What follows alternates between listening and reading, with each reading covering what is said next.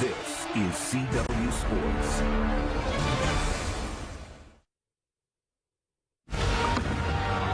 The Tournament of Champions, a major whose prestige is rivaled only by the challenges it presents. Demanding excellence against the strongest field of the season. Strike after strike, just to stay even. Every roll of the ball changes the story. Every open frame invites disaster. The 10-pin stays up. Boom Kroll is the 2026 Masters champion. 5 men chasing greatness, securing legacy, staking their claim. The best in the world, engaging in battle for one of the sport's most coveted championships. This is the Tournament of Champions on the CW.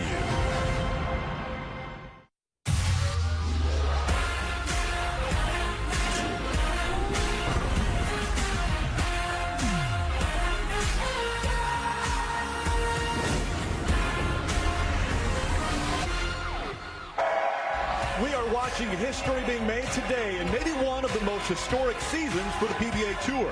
It's Riviera Lanes, just outside Akron, Ohio. Well, 5 athletes seeking the most coveted title in all of bowling, the Tournament of Champions. Jason Belmonte, with the most wins of all time, is looking for his 5th TOC title. Brandon Bonner shocked the world in his first ever TV appearance, running the ladder and rolling a perfect game for the Players' Championship win. Number 3 seed Andrew Anderson has always had his eye on the Hall of Fame, and a win today is the ticket to that invitation. Number 2, Alex Horton is just 22 years old and 2 games away from the biggest win of his life. And Zach Wilkins, in a period of 7 days, could go from relative obscurity to front runner for Player of the Year. Welcome inside Riviera Lanes. Yeah, the fans behind us. He's Kyle Sherman. I'm Rick Allen. How about the storylines we have for today? Yeah, Rick, we've been blessed all season long with crazy storylines. Week in and week out, we've seen the highest of highs, the lowest of lows. But no one's riding a bigger high than Zach Wilkins right now. Yeah, and it was 7 days ago exactly when A.J. Chapman, Zach Wilkins at Bayside Bowl go out there and win the Rod Holman Doubles Championship. They both got their first ever title. And yes, that made him eligible for this event, and now he's the number 1 seed here at the Tournament of Champions. Well, speaking of Tournament Champions, no one better than Jason Belmonte, a 4-time winner of this event. The last 2 times he defeated E.J. Tackett right here in this building. Yeah, it's good to see Belmo on TV again. He's a champion of champions, and he's going to be a problem today on the show. Then we have Brandon Bonta. I mean, what a way to start your PBA Tour career. Running the ladder in style, shooting 300 against 4-time Player of the Year, E.J. Tackett, and what a way to start the 2026 PBA Tour season. And that's our first match, Brandon Bonta versus Jason Belmonte. Let's hear from both of them. They're standing by with Taryn Hatcher. Thank you so much, Rick. Well, Belmo, yesterday we talked to you about pursuing that legacy of true greatness. What would it mean to that legacy to you to add a 5th Tournament of Champions title today? Yeah, I mean, it's a wild thought, but that's what I'm here to do, is to run the ladder.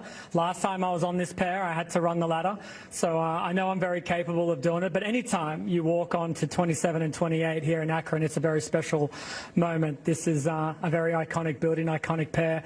So hopefully Brandon and I give everybody an iconic match. So the fellow with all the history and now the newcomer trying to add to the early parts of his history.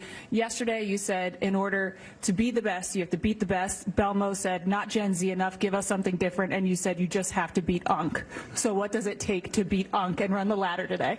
Well, it's going to take a lot of great shots, I would say. You know, Jason's obviously one of the best to ever play this game, and I know that I have to give him my best 10 frames to be able to win this match and hopefully run the ladder. Concerned at all that you gave him any bulletin board material with the Unk comment yesterday? No.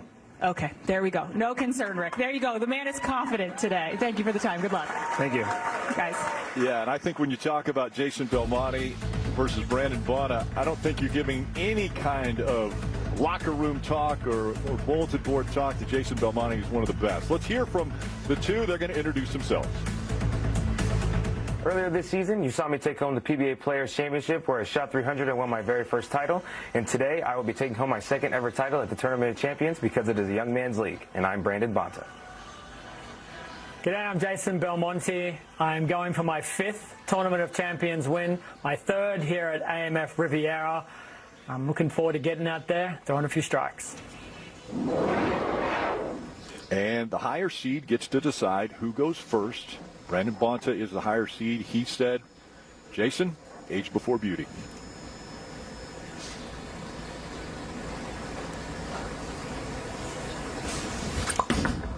First ball of the 2026 Tournament of Champions, a strike for Belmo. Yeah, you expect nothing less out of Belmo here. It's so good to see him back on TV, the king of the majors. And what an opening shot for him. Putting a little bit of pressure on Brandon. Now, I'm so excited to see Brandon bowl again. The last time he was on TV, everything went his way. Unprecedented stepladder match. But today, Tournament of Champions. Let's see how the kid starts.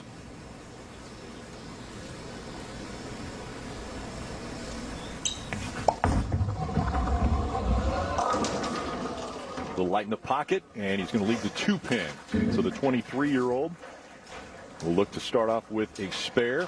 In all of qualifying and the match play, he never missed a single pin. He was perfect throughout all of the games.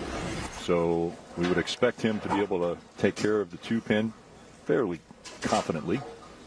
Left it 8 times during the week.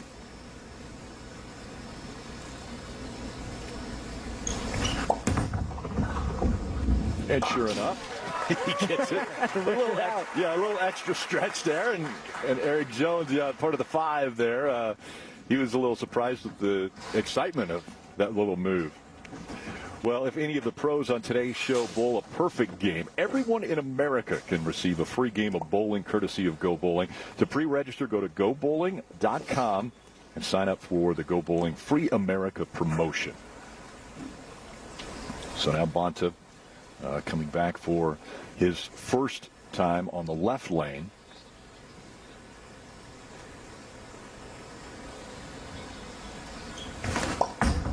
Oh, God. And Brooklyn, he'll take the strike, though. What a break. Yeah, we always used to say it doesn't matter whatever it says on the scorecard is what it's going to be.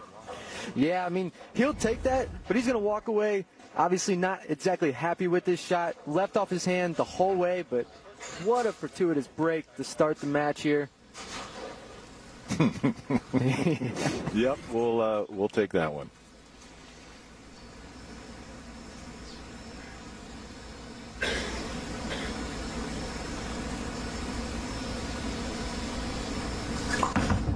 Such a difference from a week ago in Bayside when it was so loud and there was chanting before every bowler got up to bowl, and now you could hear a pin drop when Jason Belmonte got ready to throw there. Want to take a look at the In the Bag, brought to you by Storm, the standard for those who demand the best. We are the Bowlers Company.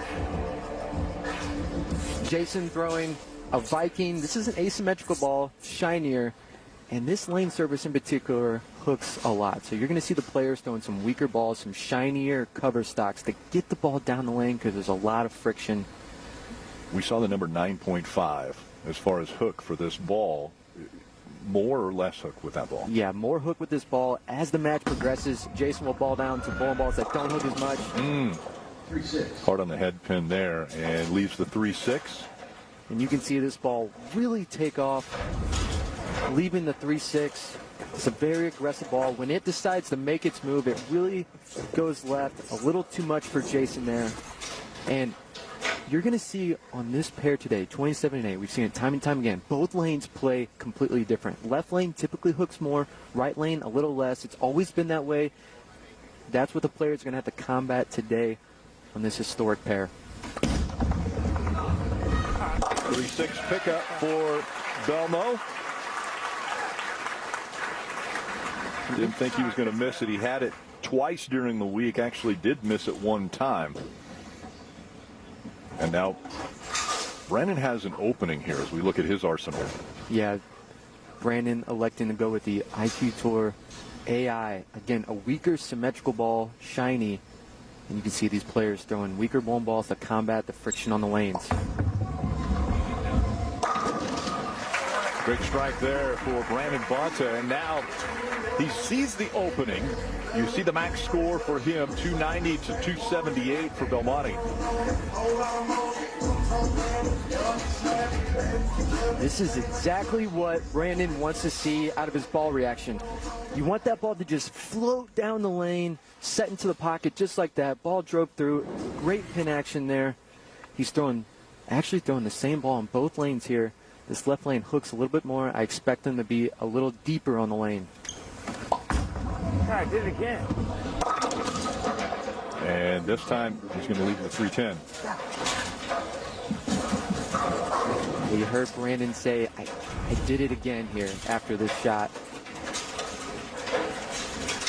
And one of the things that I think people really need to appreciate is the talent of these bowlers to realize the second the ball left his hands, he knew it wasn't about to hit the spot that he wanted to hit. Yeah, he knew he can't get away with it on that lane. He has to float the ball down the lane, leaving a 310 here, makeable. Hard way?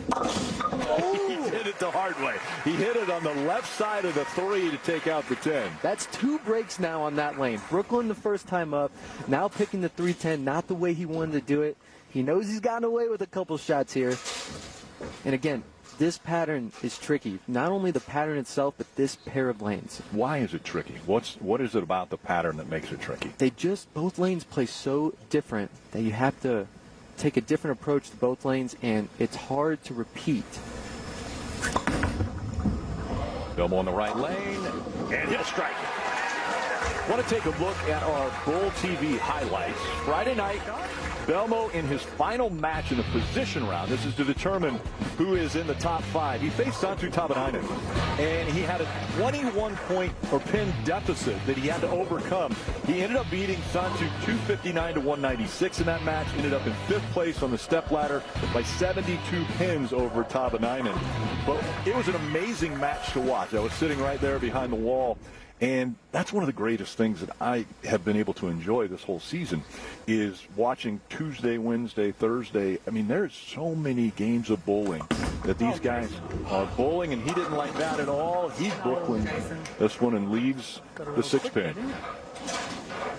Yeah, you see these players struggling to trust it on this left lane. They know it hooks a little bit more.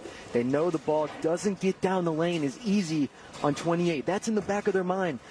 So they try to overcompensate, and again, just missing left there. Belmo looking to stay clean here. And one of the things Belmo told us when we talked to him as he picks up that spare is that he likes when a pattern is harder. He wants it to be a challenge because he thinks he's better than others as far as being able to read the transition, be able to make the changes that need to be made, and grind it out to get the best score.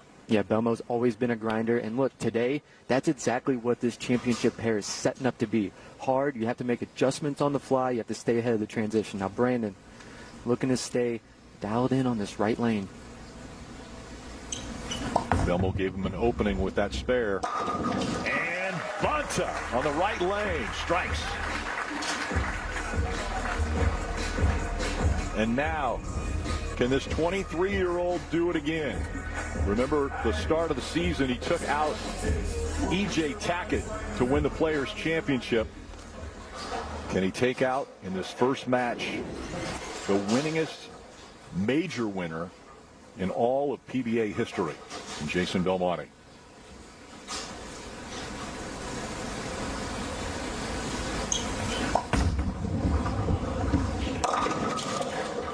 Man, oh man. Straight on the head pin again.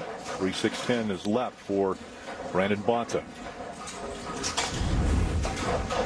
Yeah, this what makes this building in particular, not just this pair, but the whole building. Pair to pair is tricky, lane to lane is tricky. And you see these bowlers struggling right now to get the ball to the right on this left lane. Whoever figures that out right now is going to have success. This scenario is exactly what Brandon Bonta was talking to us about yesterday. He said, if when we go to commercial break, I have a frame that maybe isn't my best frame. I've got my best friends sitting over here so that this 2 to 2.5 minute break, I can talk to them to kind of regroup. It's Belmo versus Bonta, match number 1. We're halfway.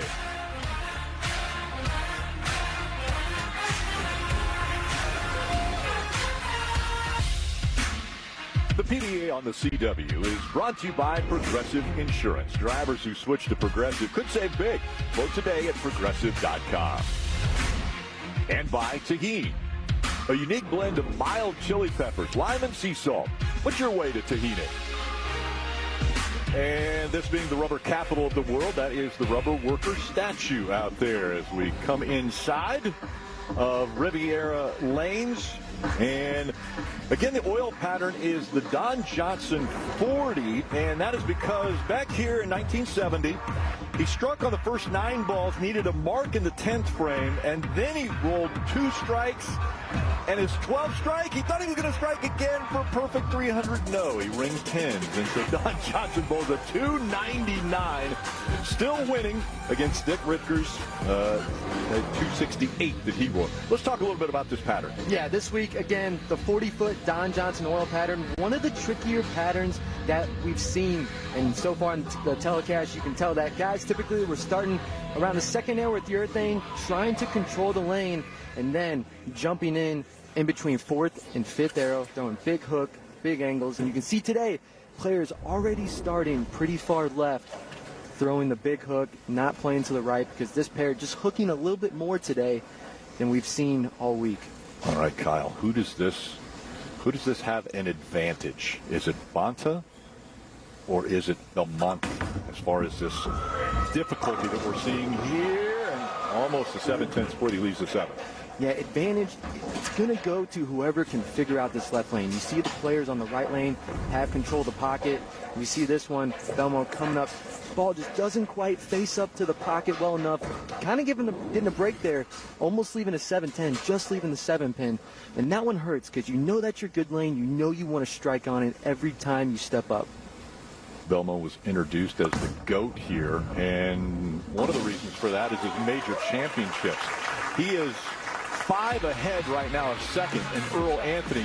But, Karen, that might not be enough for him. No, absolutely not. We were talking yesterday about his personal goals, and among them, the 20 major titles was on there, and he made an interesting reference. He said, when we talk about greatest of all times in hockey, people say Wayne Gretzky. It's just the first name that comes to mind, and there is no debate about it. And then when you look at the NBA, for example, there's the conversation of LeBron versus Michael Jordan. Very fitting that we're in Akron, and he brings that up. And he said, I want to be Gretzky, and there's a certain burden that comes with being the Gretzky. As soon as you fall off, people hold you to a higher expectation, or if you're not competing the way you want to, there's really no wiggle room for failure when you're discussing someone who's trying to achieve that level of success. But he said, I want to be unanimous the way people talk about Wayne Gretzky being the great one. Great shot. He liked it the second it left his hands.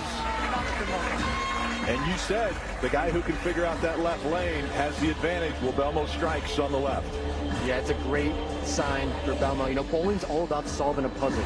Right now, the right lane, they kind of have it figured out. The left lane is the puzzle. And that one off Jason's hand, he knew it was going to strike. Looked like he was a little more up the back, a little more forward, as we like to call it. Great shot out of him. Now Bonta looking to step up here on his good lane in the 7th.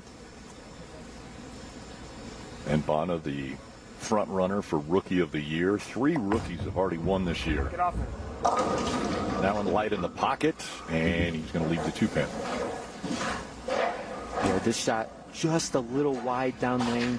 You heard him say get off of it. He knew it was a little right, and he was just hoping it was going to find some friction, get up to the pocket. It almost did, but just leaving the 2-pin here, stayed out of trouble.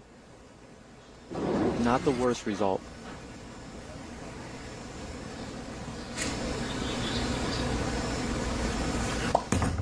Perfect all week with the single pins, and he stays perfect today. It's been the left lane that has been the problem for Brandon Bonta, and he's going to ask for a re-rack. And while he's doing that, let's take a look already at the 3 times he's been over here. Yeah, you can see he just didn't trust it. Went Brooklyn fortunate. Then he leaves the 310. Then goes high again in the 3-6-10. When a lane, when you know it doesn't have hold, a little doubt starts to creep in, and then your projection doesn't get as good. So now I'm really interested to see what the move for Brandon is going to be. He might throw it a little bit harder, or he might move left. I think those are the two options he's weighing in his head right now. Let's see what he does.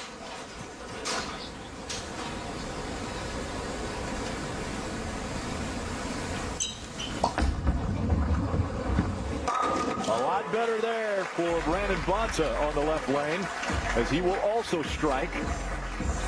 But now Bonta is in a little bit of a hole here. He's 10 pins behind. A great shot for Brandon right here. Looked like he just amped up his ball speed a little bit, which made the ball project down the lane just a little bit more, but just enough to get to the pocket. That's a great sign for him. Now Belmo here in the 8th and 9th.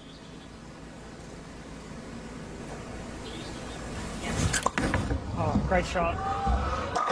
He's calling it. Well, he did step into the booth with us about 2 weeks ago, so maybe he's doing a little play-by-play. And this tournament is all about champions. We saw Anthony Simon. He finished 7th in this event. E.J. Tackett was 8th. He was fighting to get into that top 5. Kyle Troup, he finishes 15th in this event. And U.S. Open champion Patrick Dombrowski, he finished 22nd. So the big names of the 2026 season, that's where they finished. You see other finishers. We've seen Chris Vi a few times. Tim Foy. Marshall Kent, a winner already this year. He was 16th.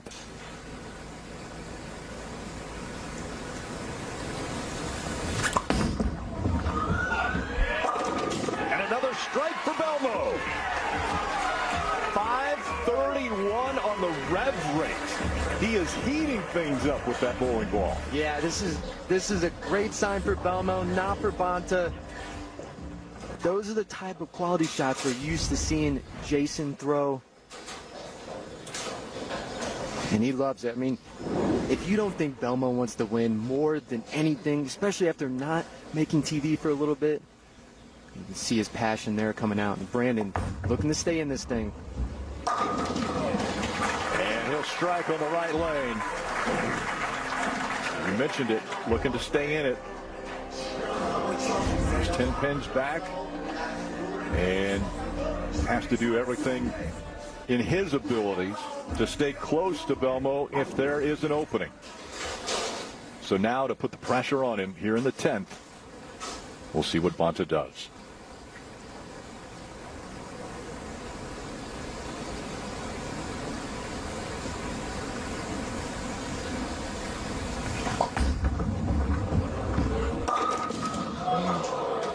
Eye on that head pin, and he's going to leave the 4. And this was a pretty good shot for Brandon. Almost identical, just a touch slower with the ball speed. And maybe this was a little transition too he was seeing, but it was just enough to creep up high, leaving the 4 pin. And that look right there, he knew that he needed to throw all 3 in the 10th to force Jason to show up. Now looking to stay clean. C.J. Petrin there, watching on. Ellie Drescher, girlfriend of Brandon Bonta, here as well. So a spare strike puts him at 226. 216. No, I'm sorry, 216. Yes, I was already doing the math. I wasn't looking at math. But yeah, 216 with a strike.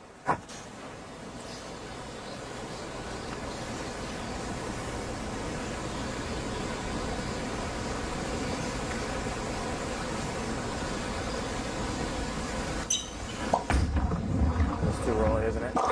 And that one light in the pocket, and he'll get 7 pins, so he will end up with 213, and that means 9 pins is all Belmo will need here in the 10th to close out Bonta.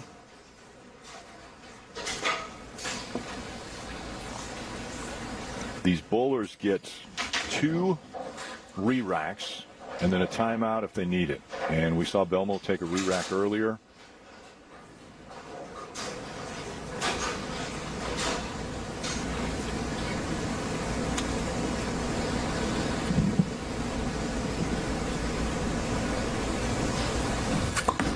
Great shot. 9 pins. He'll get all 10. And Belmo will advance out of match 1.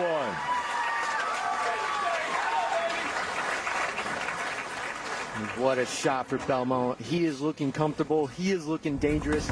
And like he's telling us, these are great shots. Keeping his hand right up the back of it. And he got better as this game went. And he's seeing the lane great right now. There's a focus in the eyes of Jason Belmonte, a 4-time TOC champion. Second strike in the 10th. We know he is advancing. He will now face Andrew Anderson in the second match. Again, Andrew Anderson looking for another major win. He's got one already under his belt. Can he get his second today? He's going up against maybe the greatest of all time. That match is next.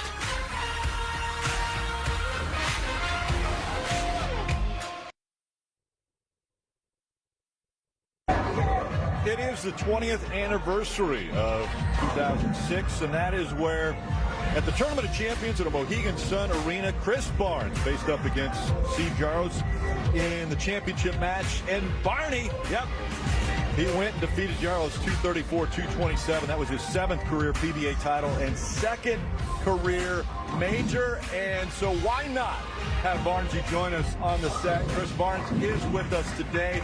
And actually, it's a monumental day for you. And there was a ceremony that took place a little bit earlier. You made the announcement that you're stepping away from full-time bowling, and you called it the Young Kids League. It is the Kids League. Every generation gets a little better. Every era gets more powerful and more versatile. And, when I came on tour, I was in the top 10 in rev rate.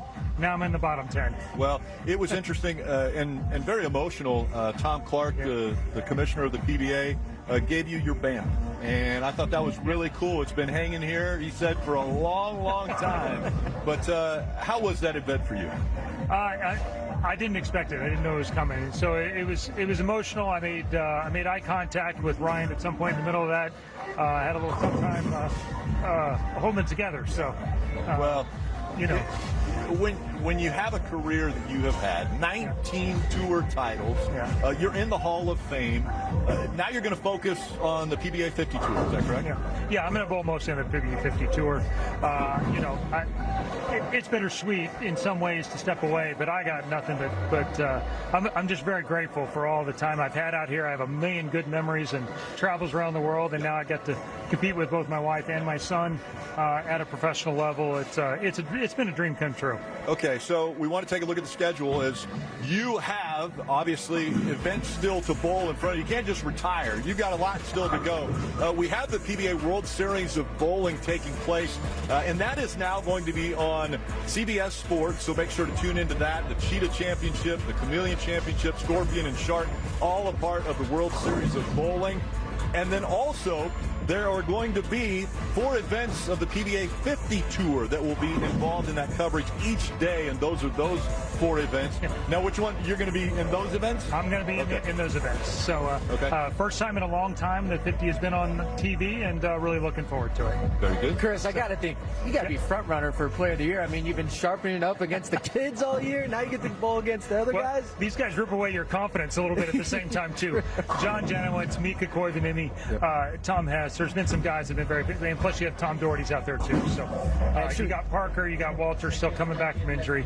Lots of guys to watch. Yeah, they don't just get bad once they turn 50. No, right? and they don't get less competitive either. These guys really want to win, and so there's a lot of intensity going on there too. How do you feel about working the rest of the 2 matches coming up? I can't wait. All right, we're going to have Chris Barnes. He's going to join us in the booth, and we'll see how Andrew Anderson does against Jason Belmonte. That is match number 2.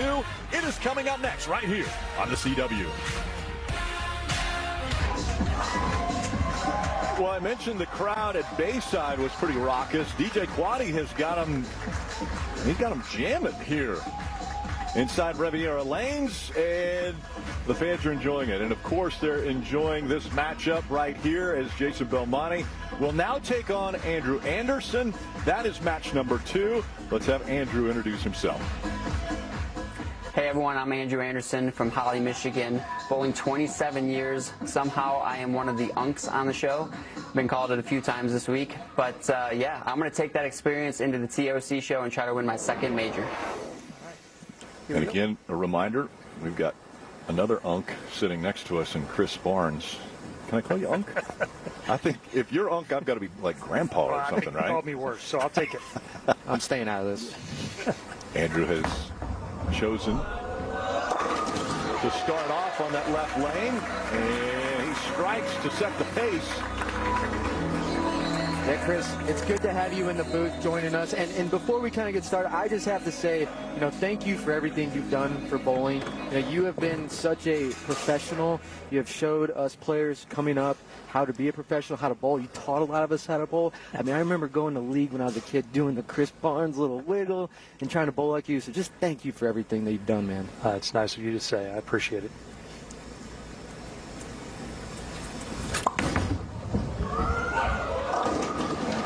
Belmo, a tough leave here. He leaves 2-8-10. I think he's a little surprised there. He even said, did I grab the wrong one? This ball on the tight lane, not quite getting up to the pocket, 2-8-10. What did you see on that shot, Chris? Yeah, I mean, based off of practice, I'm going to assume he probably moved a little bit left. That's his standard MO to get away from the practice shots that happened in front of him. But that got to a pretty good spot on the lane, did not actually get back to the pocket. At the speed he's throwing it right now, it's legitimate that maybe because he has 2 of them down there on the rack. Yeah, look, and that's the lane that if you get it right, if you don't quite catch it as much, that's the lane where it's not going to come back as much. But this lane 27 was the tricky lane on our first match. Belmo seemed to have figured it out. I thought he was starting to roll it a little bit more, not getting around it as much. That was kind of his success, key to success on this lane. You and I have talked about this too, but this left lane for 50 years has always hooked more. I've never had it less than hooking 2 more. And it looks like you need the same step on both lanes. That was a better shot too. And what I'm wondering, we're using Glide oil this week, and I feel like Glide tends to travel a little bit, no matter not just with urethane, but even with reactive. With both guys playing in, I'm wondering if there's been a little bit of carry down out into his break point. Yeah, you never want to come off 2 shots thinking they were okay and going split. Now this one, more makeable than the 2-8-10. Just leaving the 2-10, looking to hit the left side of the 2-pin, slide it over into the 10. Had it 3 times in qualifying, was able to pick it up once. He goes and just takes out that 2-pin. And so 2 open frames for Belmonte to start this second match.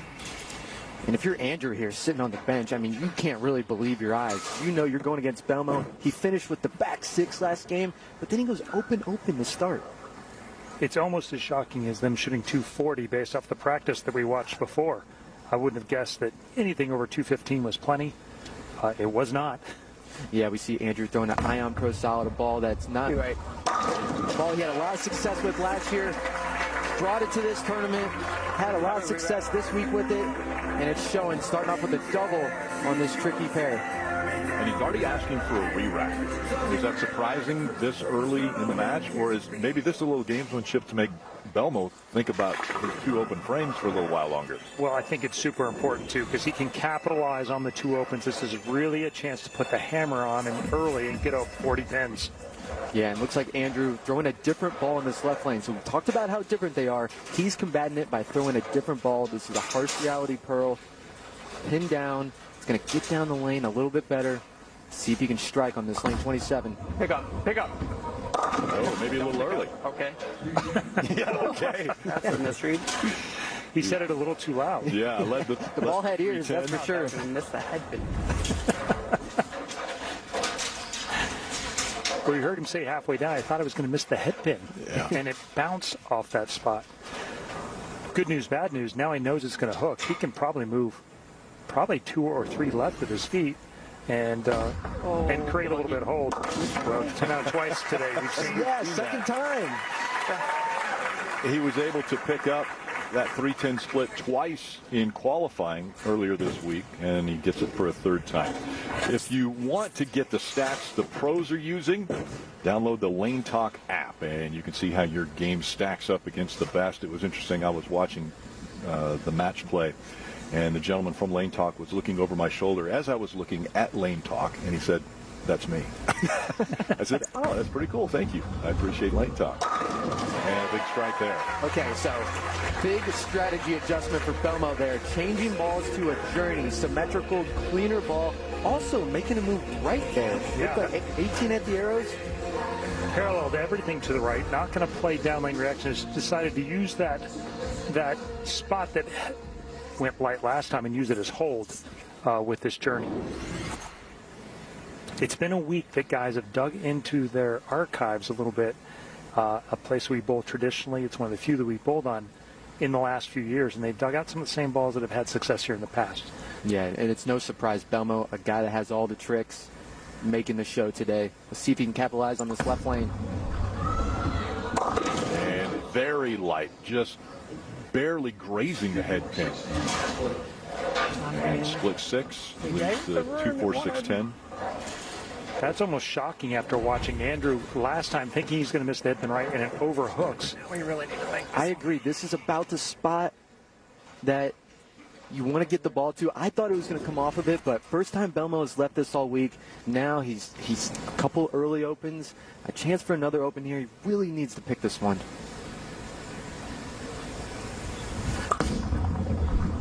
Can he get it? No, he's only going to get 2-4. So another open for Belmo. Where did that spot? All right, tomorrow on the CW. Sullivan's Crossing is back with an all-new episode. The love triangle is in full swing. Unexpected friendships are forming, and the story is just getting started. Don't miss it tomorrow at 8/7 Central right here on the CW.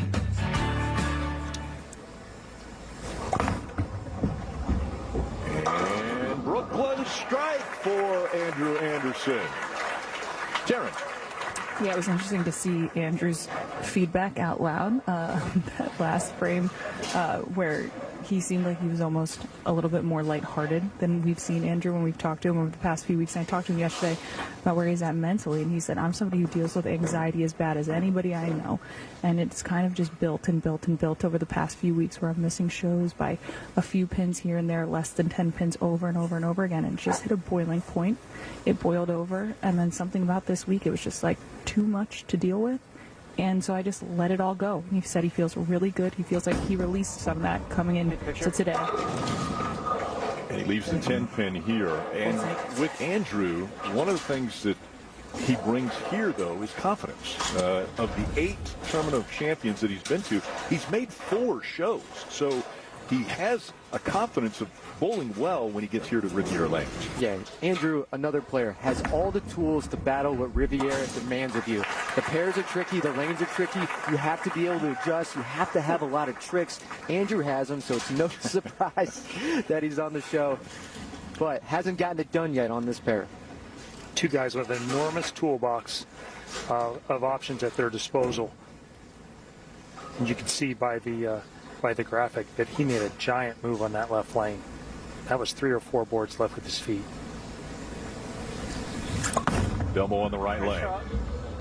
He thinks it's good. Oh, come on. Ring 10. Not enough. Nothing to do with that. Great shot. Yeah, he's basically telling himself there, it's hard enough to get to the pocket now. I don't need to deal with carry issues on top of that. As you see the 6 wrapped right around the 10 there. Great shot for Belmo. And now throwing his spare ball. We've seen him throw his urethane ball a lot at spares this week. I think he was having trouble gripping his spare ball. With his offhand, right? With his offhand, so that's why you see him throwing the urethane at some more spares, but needing to go straight at this, going with the plastic. This one was a little bit slimier, for lack of a better term, and so the two-handers, with that opposite hand and on things like plastic and even some of the urethanes where it really accumulates on the surface, it makes it hard for him to hang on to it. This one. I think we'll be good. I heard him say, "All right, we got a spare," which, coming from Jason Belmo's lips, is kind of a little bit surprising. He'll take a small win right now. Yeah, hear him say something like that. But, Chris, another thing we're hearing Belmo talk to himself a lot. Is that something that is characteristic of him, or were you a guy that will self-talk? Yeah, guys like this who have such a high IQ, bowling IQ, he's just verbalizing what he's hearing. Wow, you see that wiggle? Yeah, I don't understand. That's the hooking lane, but it's wiggling. He'll take it, though. And so the advantage goes to Andrew Anderson as we reach the halfway point of this, the second match. Can Andrew Anderson take down the best of all time?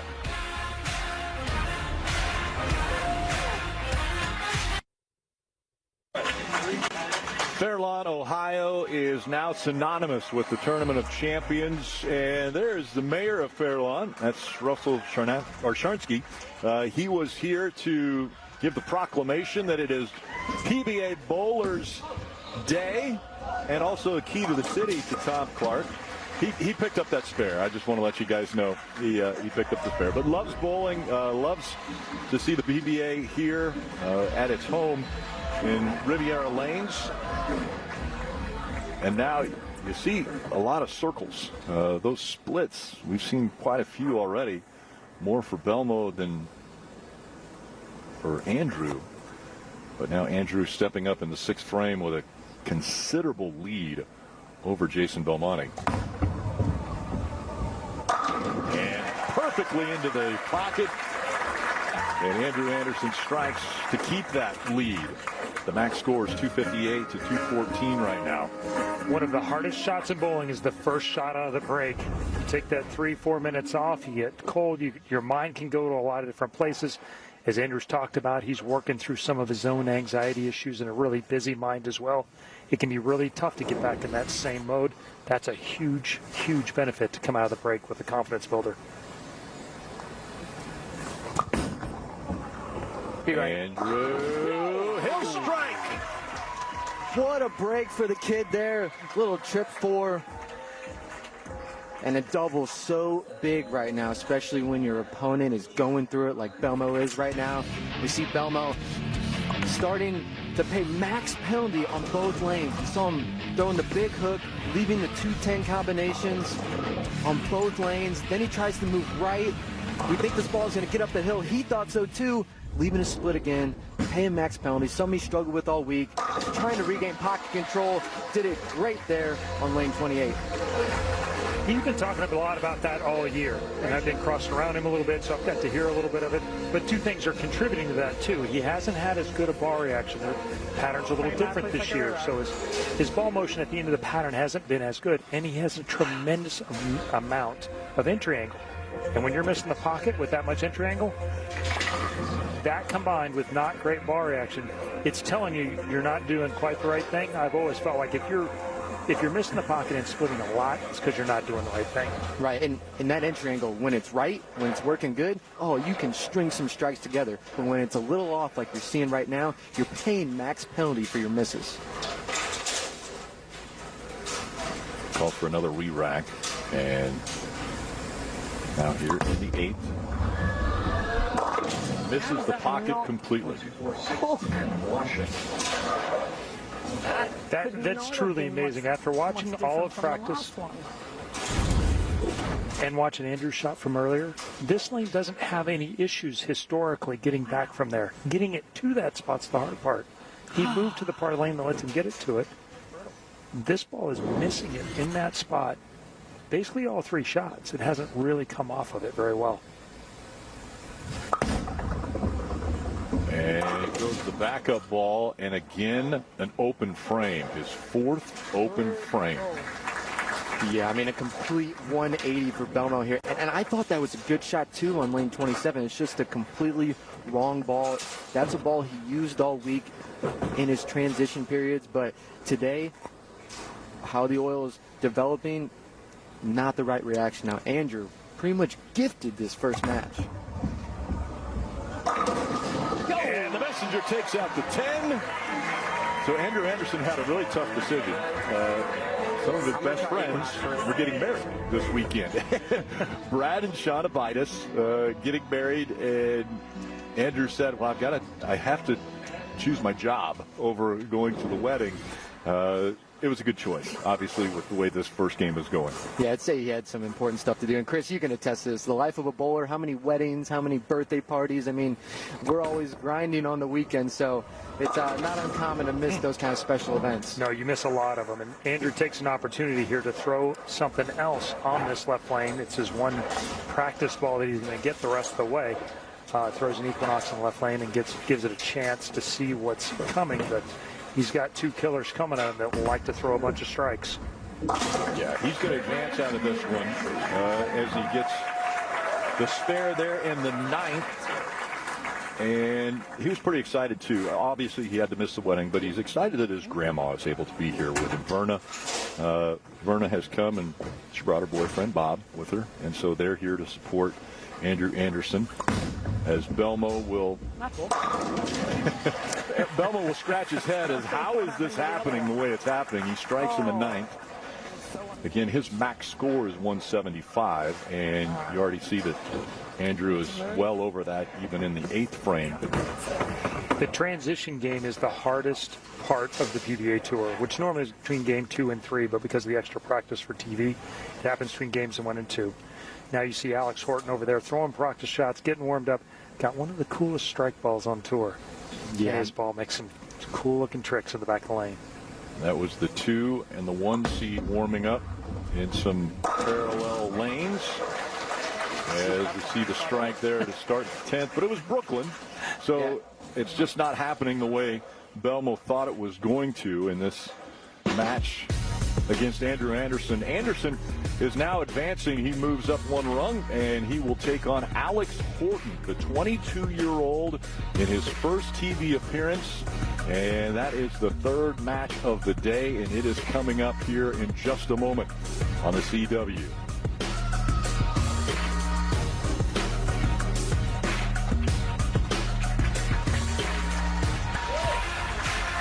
And so match 2 is decided. It's Andrew Anderson who makes the move. He will take on the young Alex Horton when we return.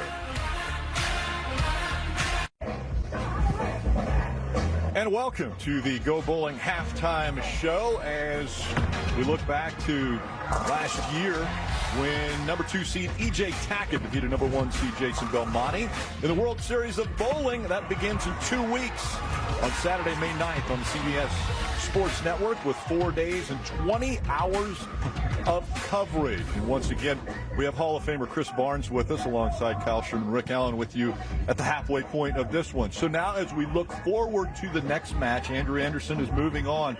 He's taking on a 22-year-old rookie who said he wasn't even going to come out onto the PBA Tour until he saw Brandon Bonta win in the first event of the year. How about that story? Yeah, I mean, inspiration comes in a lot of different packages, but I've seen this young man compete in college against Ryan and Bonta, and he has one of the best strike balls in the collegiate circuit, and so far it's looking like it translates well out to this tour. Yeah, I mean, the rookies this year have been sensational, unprecedented. I mean, I keep thinking experience is going to win, but they've showed us otherwise. So I'm just excited to watch the kid today. 3 rookies have already won this season. Could Alex Horton be number 4? He's actually standing by with Sharon. Thank you so much. All right, Alex, so I know you couldn't hear it, but Chris Barnes just said you have one of the best strike balls that he's seen when he watched you bowl in college. I mean, how much confidence does it come from a guy who was just honored as a legend out here to have that vote of confidence before you head into this massive competition right now? Yeah, that means a lot, you know, to be out here competing with the best guys in the world. It truly does mean a lot, and to have Chris Barnes say that about me, that really is something special for sure. So.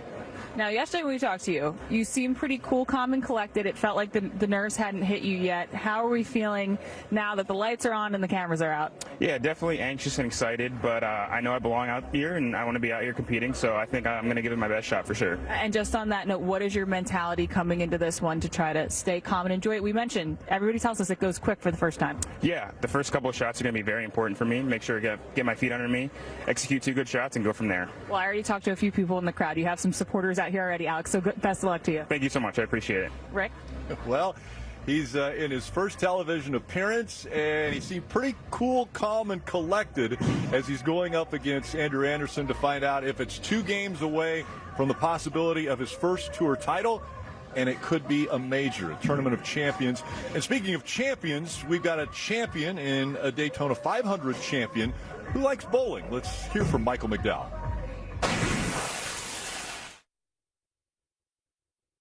Mike McDowell goes bowling. I probably fell in love with bowling as a kid. There was a bowling alley like 2 blocks from my house. The bowling alley was our hangout spot, and we grew up in the 80s, so you would just ride your bike. Favorite bowling alley is always the one closest to you, so New Victory Lanes in Mooresville. Favorite bowler of all time? That's easy. Norm Duke. Him and I threw a bowling ball off the top of the Watkins Glen spotter stand together. Have you ever picked up a 7-10 split? I have. It was by far the highlight of my bowling career. Ricocheted off the top, around the side, out of the gutter, and hit number 10. Hall of Fame shot. The ball weight is super critical to your game. I start out high, and I start to lower it as I go. Probably why my highest score is like a 160. Not very good at bowling, but I still enjoy it.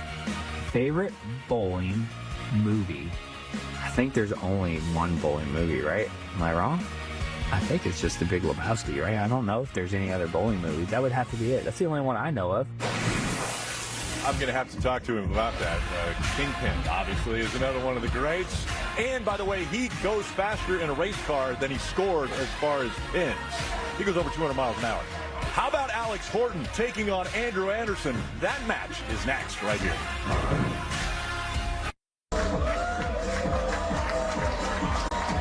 We have a 30-year-old going against a 22-year-old, and DJ Quaddy can entertain all of them. It doesn't matter your age here.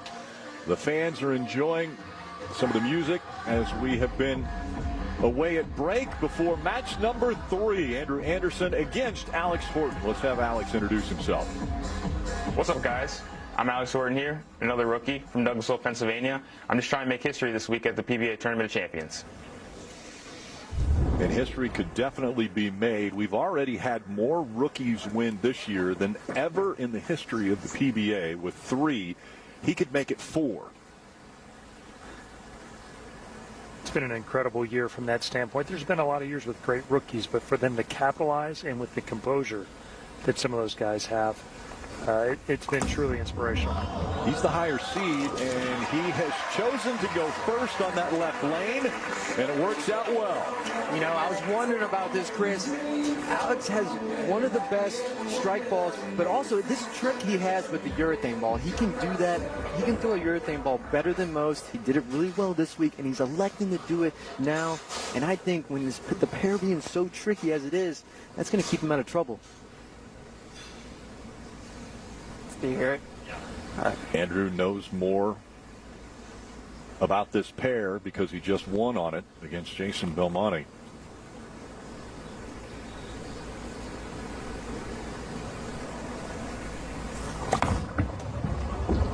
And his first ball is a strike.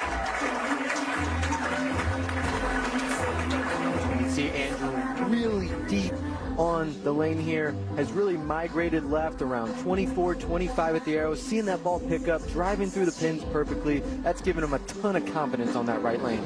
Not my strike zone. So these bowlers, by the way, they choose strike songs. So they're able to tell the DJ, hey, when I throw a strike, if you'd play this song, or this song, that would be great. Well, we just heard him say, that's not my strike song. He's not owning that one. That isn't mine. Does it affect him? No, it doesn't. I would have to think he had a little bit of concern about the urethane going down there, creating some carry down into his break point, and whether his ball would come back off the spot like it did at the end of last game. You see it struggle right there, but it was enough. Yeah, so now he'll probably just get a little slower off that. And I think there's a way that urethane has the potential to help him to have a little bit of hold if he uses it correctly. And you can see Alex here throwing the black pearl urethane, weakest ball he has. He sees the lanes are tricky. He's opting for control. He'll leave the 10 pin. So I wondered, we were down at the desk, so we couldn't see how it practice looked like. I wondered if he was going to throw reactive on the right lane as well, or if he was going to go back and forth. Obviously, it's easier to repeat more or less the same motion on both lanes versus maybe playing 25 on one lane and 12 on the other. 10-pin staying up for Alex Horton. It happened 36 times in qualifying and match play. He converted it 33 times. Now 34th. Well, Alex Horton, he may be an unfamiliar name right now in the PBA Tour, but not collegiately. He went up against number 2 Wichita State, the Shockers against Indiana Tech, the Warriors. And the Warriors actually, as a teenager, Alex Horton, a sophomore, they defeated Wichita State and took the collegiate event there. We saw your son in that. I was in the crowd. That was the first time I'd seen Alex bowl, and he caught my eye then, and he's done nothing but get better since then. And a big strike there on the left lane for Alex Horton. It's not perfect ball reaction, but his ability to make the sure thing ball hook at this stage is made it to where he can control the pocket. And as we saw with Belmonte last game, there was a lot of highly intentional shots there that missed the headpin. And so he's opted to give himself a chance. Andrew light in the pocket is going to leave the 2-8. Yeah, what Belmo did last game is a great representation of how hard these lanes are, because it's not just about execution. You have to have execution mixed with the right game plan, the right ball speed. You have to be making the right decisions and throw it really good. Belmo only had half the equation last game, thus you saw all the splits. Andrew here coming a little light on this tight lane, leaving a 2-8. This is tricky spare on this 40-foot Don Johnson pattern. He picked it up 3 out of 3 times in qualifying and match play, and he does it here again. Well, your favorite board game is now your favorite game show. Don't miss an all-new Trivial Pursuit hosted by LeVar Burton. That's Thursday at 9/8 Central right here on the CW. Andrew now 2 pins back of Alex Horton as we look at the max scores.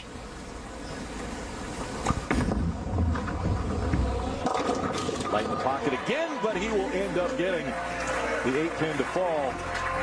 Little bucket crumbler there. You can see his ball struggling to make up the hill. It's not getting around the corner like it did there in the middle of that last game. He's going to have to make a move with either speed. He could move to the right, but the early hook on that left lane will probably stop him from wanting to make that move. Yeah, you can see him trying to loft it a little bit to combat that early hook. It's not convincing. He'll take it, and you can better believe he's sitting on the bench right now thinking, okay, how can I have a little bit better ball reaction? You see that number, 17-7 in match play. The 22-year-old was the best in match play. He's not going to get the 10 to come down, but that was a close one for Alex Horton. Yeah, it looked like he hit up on this ball a little bit more, causing it to dig into the lane, go high. Not as great a projection as he had the other shot on this lane. Just leaving the 10-pin, pretty fortunate here. Trying to stay clean through 4. I'm impressed with his composure. I mean, we've talked about first time on television, under the lights, crowds around you. You can't feel your legs for a few frames. It seems as though Alex Horton has been pretty calm and cool. Obviously, a couple 10-pins that have stayed up. A little difficult for him as we look back on Friday night. And in match play, when he went up against Zach Wilkins, they actually split in match play. In the position round, he was not able to get past Zach, so he held on for that second seed. But so impressive in a 17-7 record. Maybe the reason he has such great composure is because of the guys that are in his corner. That's Les Malott, Parker Bone III. Those two guys have been working with him. Wes Malott when he was at Indiana Tech, and Parker Bone really since he was a little kid. And we talked to Parker before the event today, and I said, what did you tell him? Because I said, be yourself. Be yourself. Yeah, Parker told us, he's bowled on TV, but he hasn't bowled on TV with a tournament that has PBA in front of it. And as you know, Chris, that's a way different feeling than anything else. And he has started off great. Through these first 5 frames. Come on, man. Brooklyn strike. But a great break there, and it's for a double on top of it. Increases his lead. Yeah, when they're tricky like that, doubles are hard to come by. That break is even more massive than normal. Boy, we've seen twice now. We've seen a ball come up light, and Alex first left the flat 10. He hits up on it to try and make it strike there, makes it hook 4 or 5 feet soon. Basically, Andrew does the same thing. The last one went by it for the 2-8 over there, made sure it picked up, made it pick up a panel too early, about 6 feet too early. Subtle differences make huge Picture. Get there. result differences. And that was light in the pocket as well. He leaves the 2-8. Like that one. You say he liked that one and almost leaving the 2-8. The shot before this one, I think he rotated his hand around it just a little bit more, trying to get the ball to come off the spot a little harder. Instead, it gets a little further down the lane. So the adjustment just wasn't quite right. And again, Chris, and you know, this 2-8 pair, not a gimme when they're tricky like this. Yeah, how the distance it gets started means everything. Gets too long, gets the 8 only. Gets started early, great execution. Making that might be harder than striking. Yes, Well, absolutely. He's perfect so far this week at picking up 2 8s. And right now, it is a great battle here in the third match between Alex Horton and Andrew Anderson.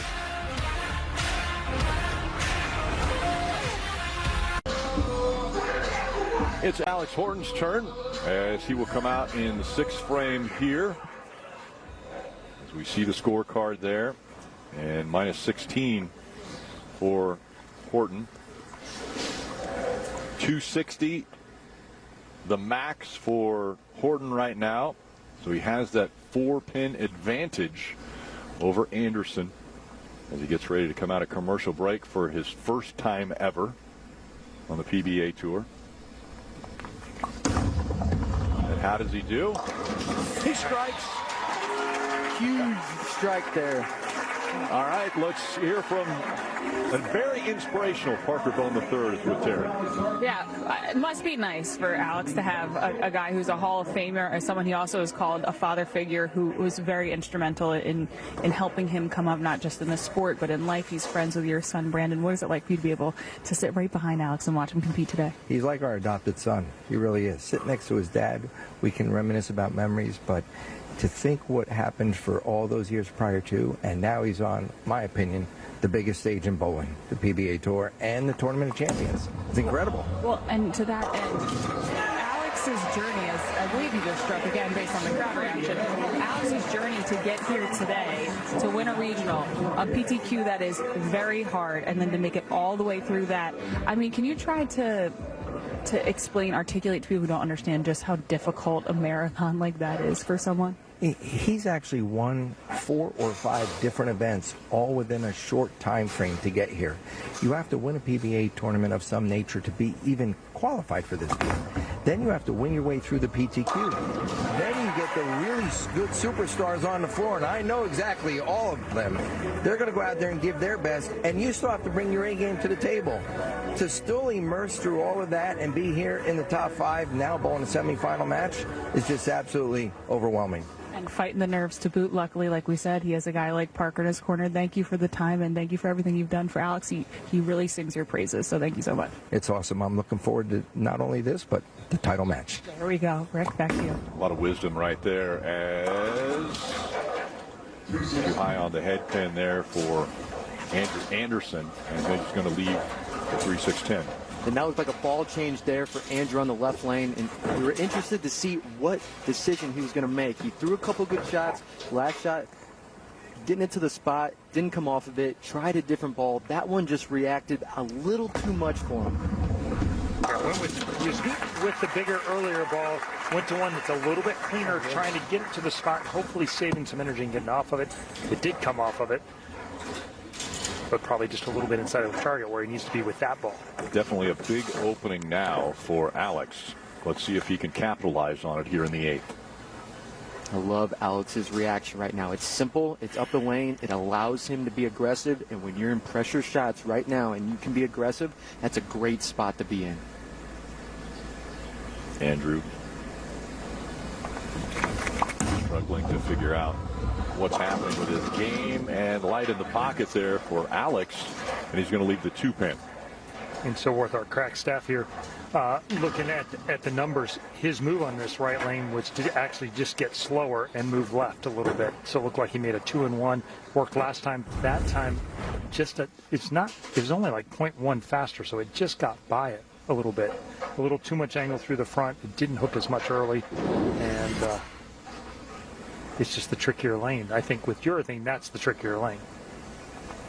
Only left the 2-pin 4 times in qualifying and match play. Picked it up all 4 times, and now for a 5th. As we take a look and compare the players. Yeah, we're laughing because look how different the players are playing. Andrew, 27 at the arrows.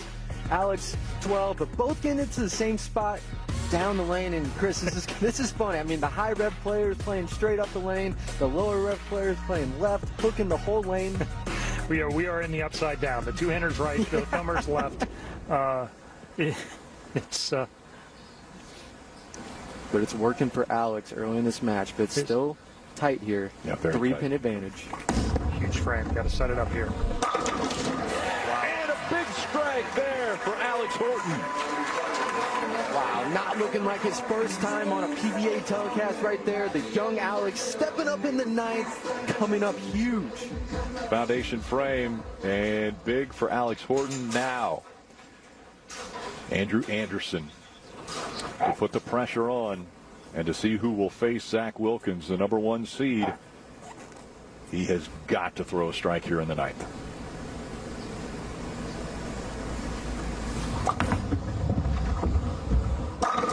He does.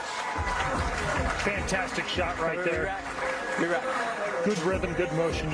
It's so hard to hook it that much and also be softer with your hand so it doesn't hook as soon as it hits the lane.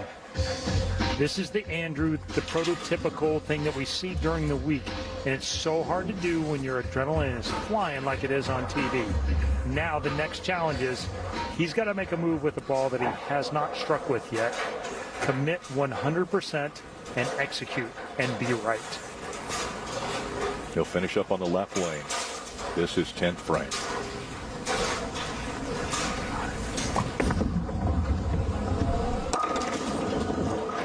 And he leaves the 4-pin. No. And you can hear him saying no there. He knows how big that shot was. And honestly, this was a good shot considering the circumstances. He's uncomfortable. He's not sure of his ball reaction. He commits the best he can. Just coming up a little high.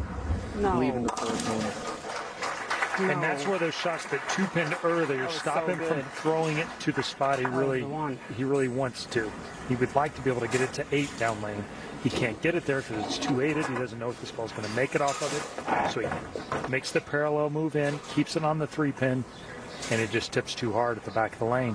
And Andrew hoping to fill 10 here, but basically Alex just needing a mark to seal this one up. Max of 216. He's not going to get there as he leaves 4 pins. He would have needed spare 8 in the 10th. Now he really just needs a mark. Spare 4. Spare 4 is all Alex Horton will need, and we'll put the pressure on him. This is going to be the frame of the game, brought to you by Progressive Insurance. Alex Horton needs a mark here. Spare and 4 pins to move to the title game in his first ever television appearance.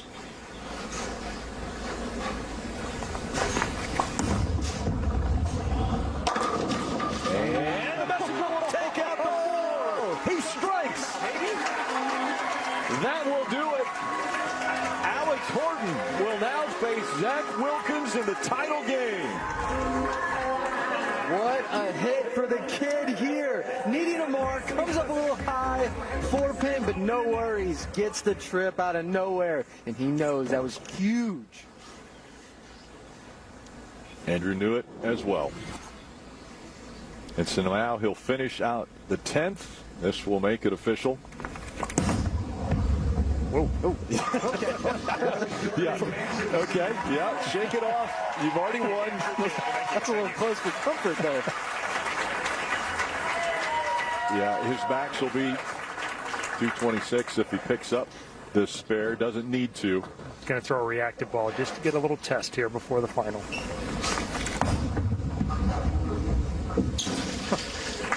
Not sure that's going to be the one to make. Yeah, I think he's sticking with the Was that confidence? I don't know if that was confidence there that he was able to see with that ball that he practiced with there into the 10th. Coming up next, Alex Horton, the 22-year-old, will take on Zach Wilkins, the 33-year-old. Wilkins won his first tour event 1 week ago. Can he win a major? That is coming up next. The #1 match. And Chris, we appreciate you joining us. Now go enjoy it. All right. Thanks, guys.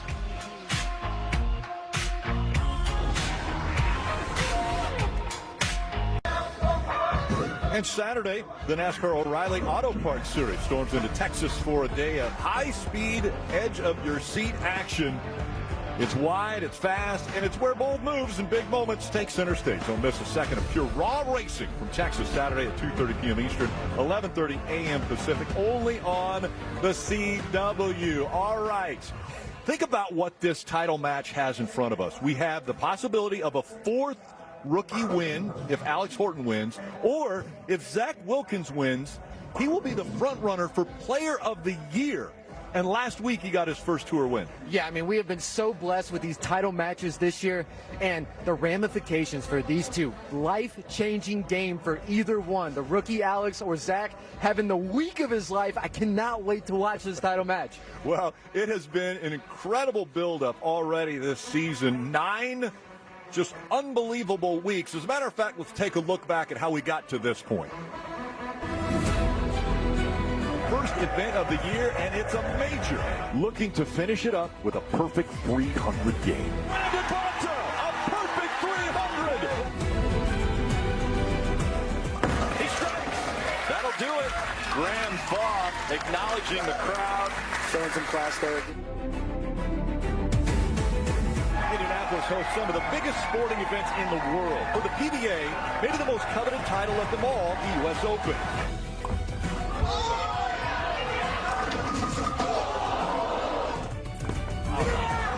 Pins, and he wins the U.S. Open. Unbelievable spare and an unbelievable moment for Dombrowski.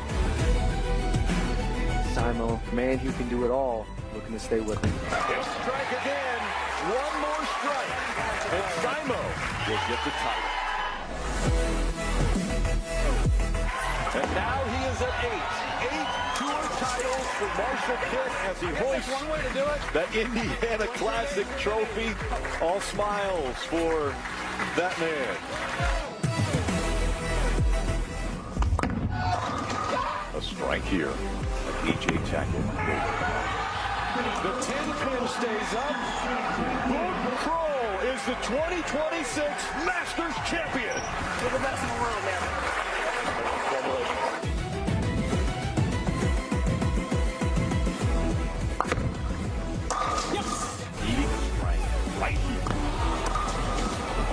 That is Spencer Robards, the title winner. Austin Grammer a pin away from a perfect game. But what a start to this young man's career. This center was built with one thing in mind. Always having a great time. They've done it. A.J. Chapman, Zach Wilkins have won it.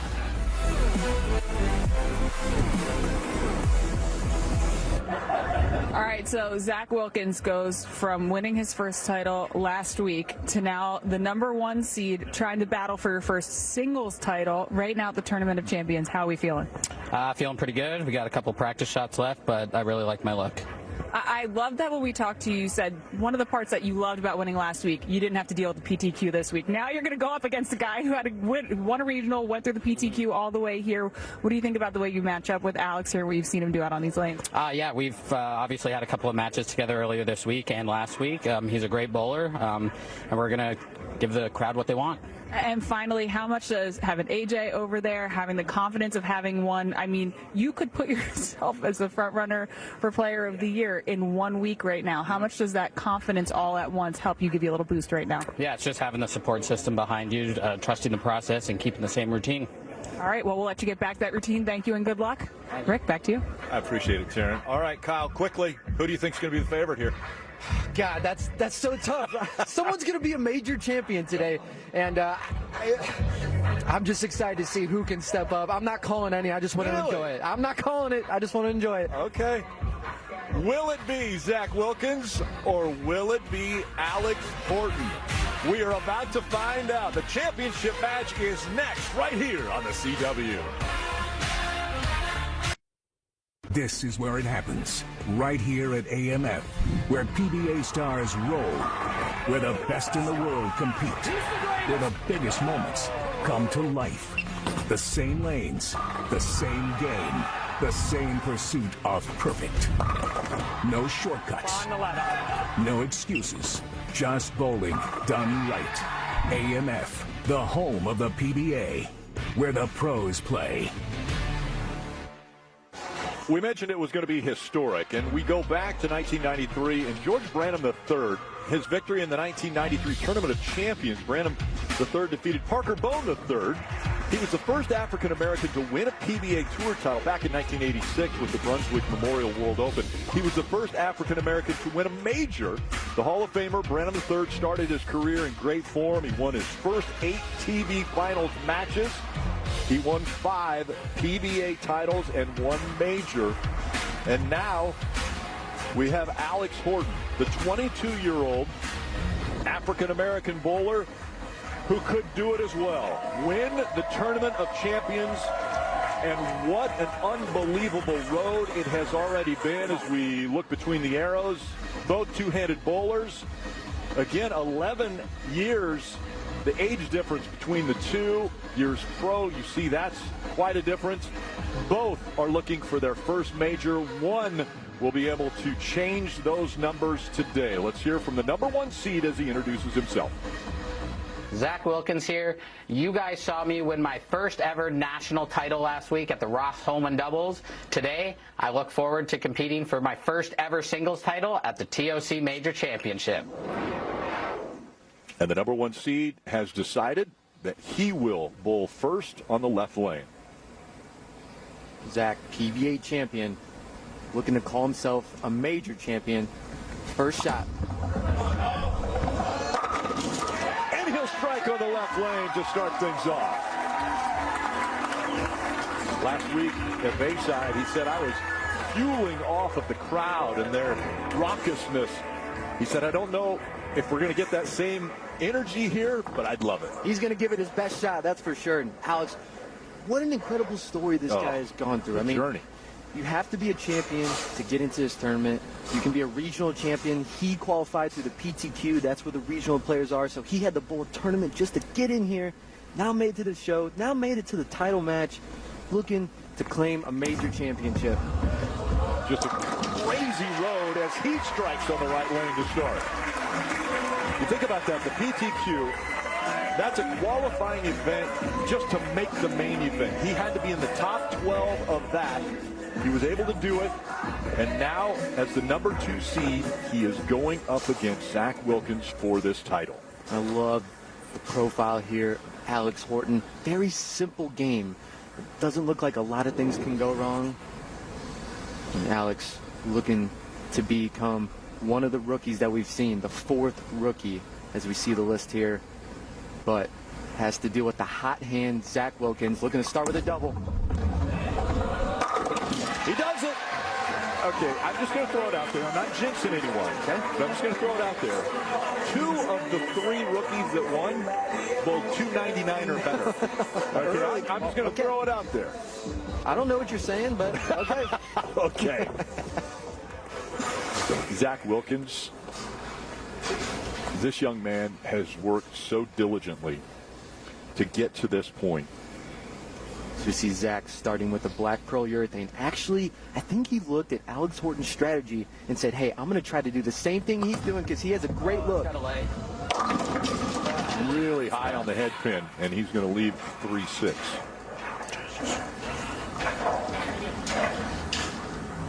And just a miss in for Zach here. Didn't quite project the ball to the right enough, and I think that's just a little nerves or just not having great feel. Remember, he's been sitting, Alex hasn't. He just got to get settled in, looking to pick the 3-6 and stay clean, and he does.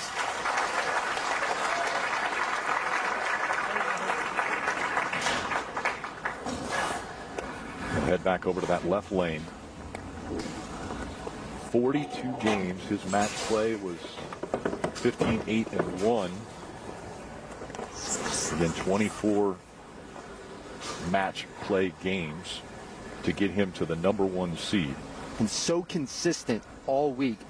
Was in the show from block 1 of qualifying and never fell out.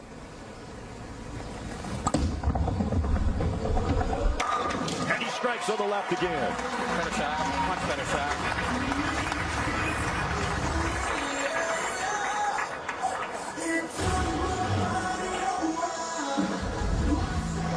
Great shot here. Great rebound shot for Zach. Throwing a much better shot on this left lane.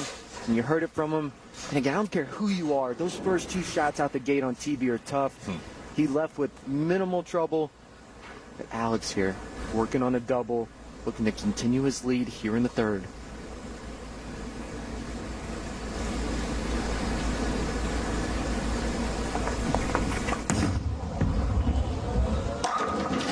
Strikes again.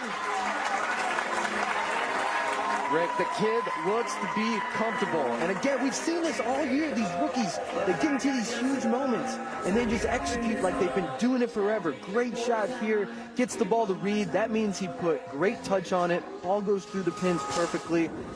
Alex has to have a ton of confidence starting this championship match. Saw his dad, Charles, there in between Wes Malott and Parker Bone III. Watching on, a very proud Papa. And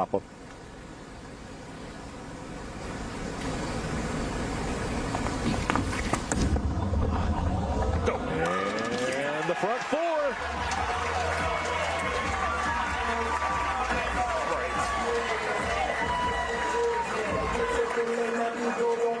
Wow, great execution out of Alex. He's starting to get his legs under him. He's starting to get great feel. As you can see, that ball picking up with more conviction. That just means he's getting comfortable in the lanes. Zach knows he has a handful here. He needs to strike in the 4th here. They just keep up with Alex, maintain pace. In the 2 matches that they went up against each other, they split. Zach won one, Alex won the other, and light in the pocket there. And he's going to lead with 2-4-5-8.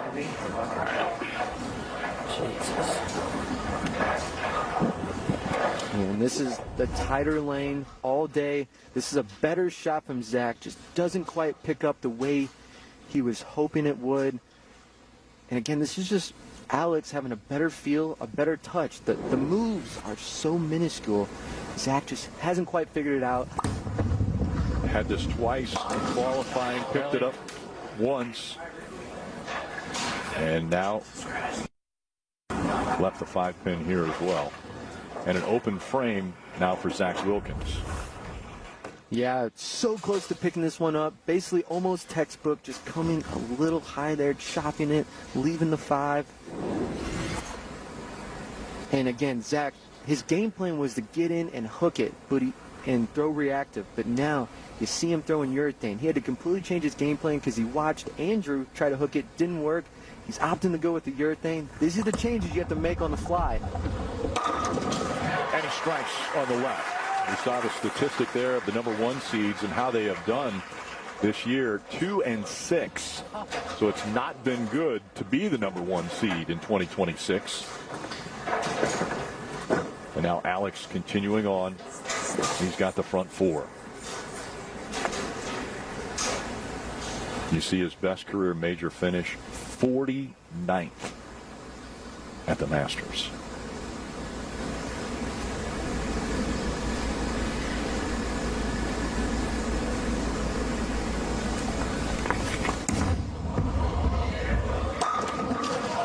And he's going to leave the 8 pin. He's smirking a little bit after that. I mean, he knows how good of a shot that was. As you can see, this is basically picture perfect. Alex executed exactly how he wanted to, and this is the worst break in bowling. I mean, there's no moving, there's no adjusting off that. That's just taking that one on the chin and moving on. Yeah, you saw that smirk. You mentioned it. He knew he threw it as well as he could. Just didn't bounce the right way. He picked up the 8 pin all week long. He does it here.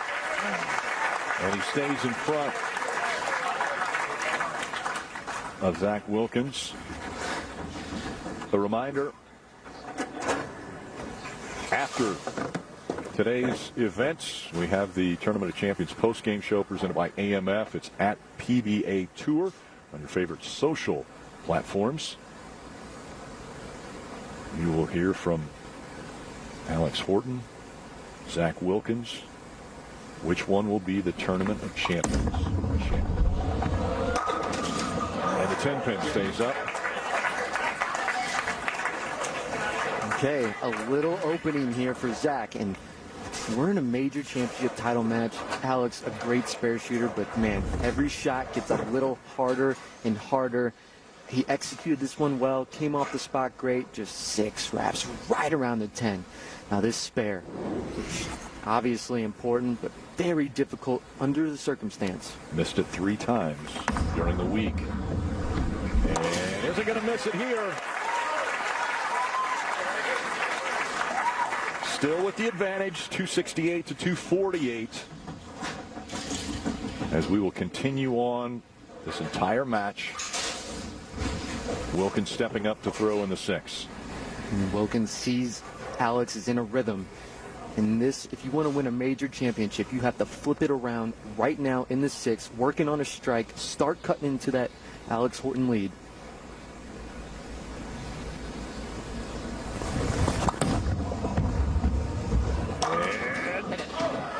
And Messenger just slides by the 10.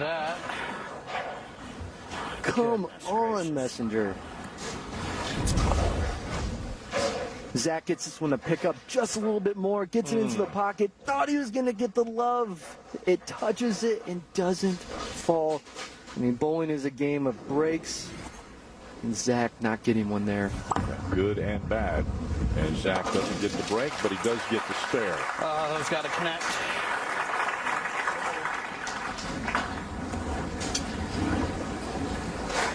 And so, as we look at the scoreboard, Alex Horton with the advantage. Their max scores separated by 40 pins right now.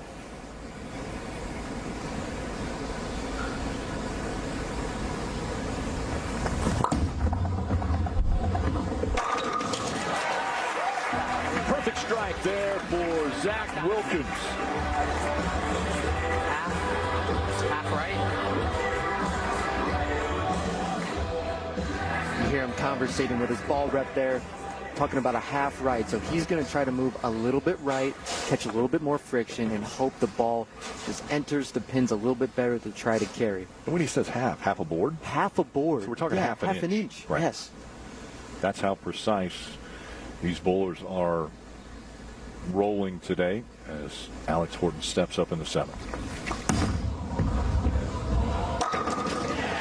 He'll strike. The advantage stays, and Alex Horton has called for a re-rack. And savvy out of the rookie there, taking his time. He knows that this shot is huge. He has the lead on Zach. And what a performance this kid is putting on his first telecast. Great shot here, getting the hit. His second game in his first telecast. We've mentioned all year, because we've had so many rookies that have been involved in our shows, how you got to get your legs underneath you and how things go so fast. It really looks like Alex Horton is so composed and just confident with every time he steps up on the lane. Light in the pocket there. And the 258 stays up for Alex Horton. And this championship match is far from over. Alex is getting a little aggressive here, a little fast. Ball doesn't quite pick up, leaving the 258. This is an extremely difficult spare. He's going to elect to maybe move his feet a couple right and hook his urethane ball into it. But you have to get the angle just right. You can miss it light or you can chop it. Trying to hit right in between the 2 and the 5. And that's what can happen right there. So an open frame for Alex Horton. Does that open the door for Zach Wilkins? And this is the tricky part about this spare. It takes such precision. You can miss it just by a little bit. Yeah, it is. Yeah, and now Zach, the door is swung open for him. We talked about his adjustment he was going to make, moving a little right. He's getting closer on this right lane and knows this is a must-strike situation so he can call himself a major champion. 8th frame. Why did I choose this lane? Golly, man, come on. Really, one lane? The good lane's gonna get me? And he committed to it, Rick. Threw a good shot, did what he wanted to, but again, it's about having the right strategy. Close, yeah. I mean, he picks it up, though. I mean, this match is far from over. That was a must spare right there. But again, he thought the right lane was going to be the better lane. Again, that's the one causing him problems. You see 0 out of 4 strikes on that right lane, which has been typically the easy lane today. Left lane 4 for 4, but that's how bowling goes. Now, 9th frame, his good lane has to take care of business right now to stay in this match. Yeah, he's got to strike here to put the pressure back on Alex Horton.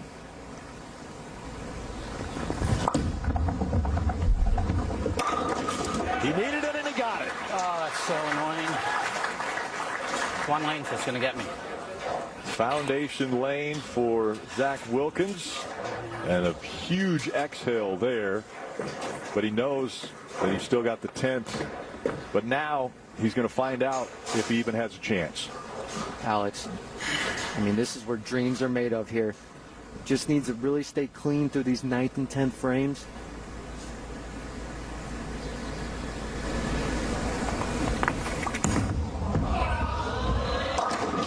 And the 7 is going to stay up.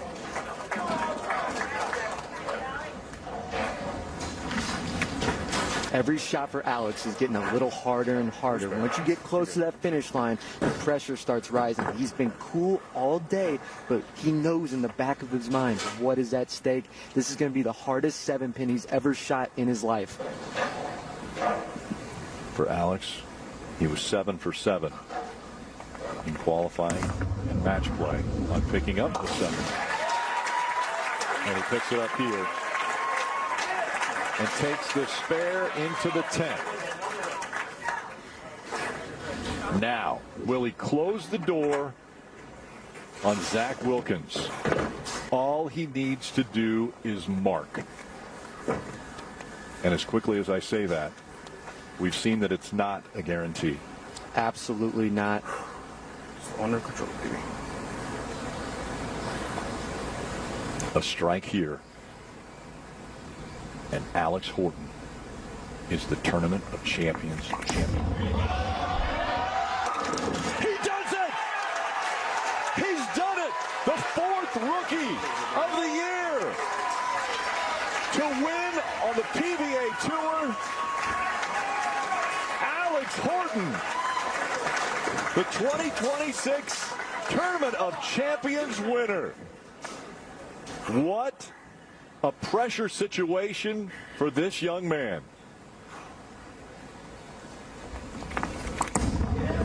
You talked about it. You mentioned it. The path he is taking This is an unbelievable journey for Alex Horton to go from the PTQ, having to qualify just to get into the event, and then the number 2 seed is going to take down the number 1 seed, and he has done it. Alex Horton is a Tournament of Champions champion.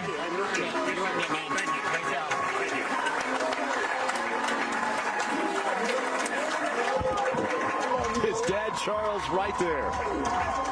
And that's the best moment there, Rick. To be able to embrace your dad who has supported you your whole bowling career in this huge moment.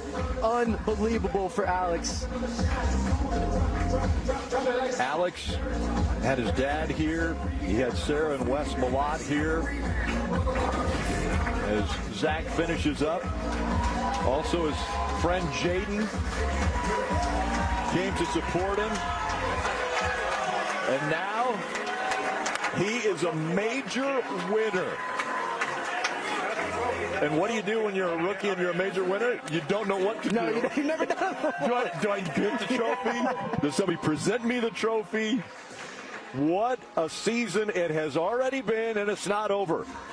It started off with Brandon Botta, Spencer Robarge, Austin Grammer, and now Alex Horton. What a season this has been, and another rookie, a record-setting year in the PBA Tour. A rookie has won again. And now let's go down for the trophy presentation with the commissioner of the PBA, in Tom Clark, is Taryn. All right, Tom, I believe you have a pretty nice trophy here to give to our guy, Alex. I'll hand the mic over to you as you do that. Thank you very much, Taryn. Alex, awesome. Amazing performance and accomplishment. Been fun watching you grow up, and you did it, man. You're making history. This is a pretty famous trophy right here on famous Paralanes. It's all yours. Congratulations. Thank you so much. Thank you. Thank you. Alex, I talked to you before your first match. You said, I'm pretty nervous. And then as you went up for the 10th frame, I believe I heard you say, you're in control. What was it like to control this all the way to a trophy, the winner of the Tournament of Champions of all competitions? Yeah, I mean, you can only dream of a moment like this. All the hard work and dedication that I put in to be able to put myself in a situation like this finally paid off right there in that 10th frame. At what point did you feel like, oh my gosh, I might have this? Right after I struck there in the 10th frame, to be honest. Yeah, that pretty much right then, yeah. And then finally, I saw you get a little bit emotional. You went to go hug your dad. You have so many supporters here today. What was it like to look around and see so many friendly faces that I'm sure were here giving you so much support and confidence throughout? Yeah, it means so much to be able to have a great group of friends that traveled to come support me and watch me win this first title. It's amazing. Well, Alex, you are the 2026 Tournament of Champions champion. Congratulations. Thank you so much. Thank you. Thank you. And the hardware, yeah, a big kiss there for the trophy. Well, we're going to pass the baton off to CBS Sports in 2 weeks with World Series of Bowling. That's beginning on Saturday, May 9th. That's 20 hours of coverage over 4 days live on CBS Sports Network. Coverage each day will also include 4 events on the PBA Tour. Well, it has been an absolute honor to get to know and work alongside some of the best the bowling world has ever seen. For Kyle Sherman, Chris Barnes, Taryn Hatcher, and our entire CW crew, I'm Rick Hill. So long from Fair Lawn, Ohio. You've been watching the PBA on the CW. The PBA on the CW will return next season, and maybe we'll be watching Alex Horton win again. Congratulations, TOC champion.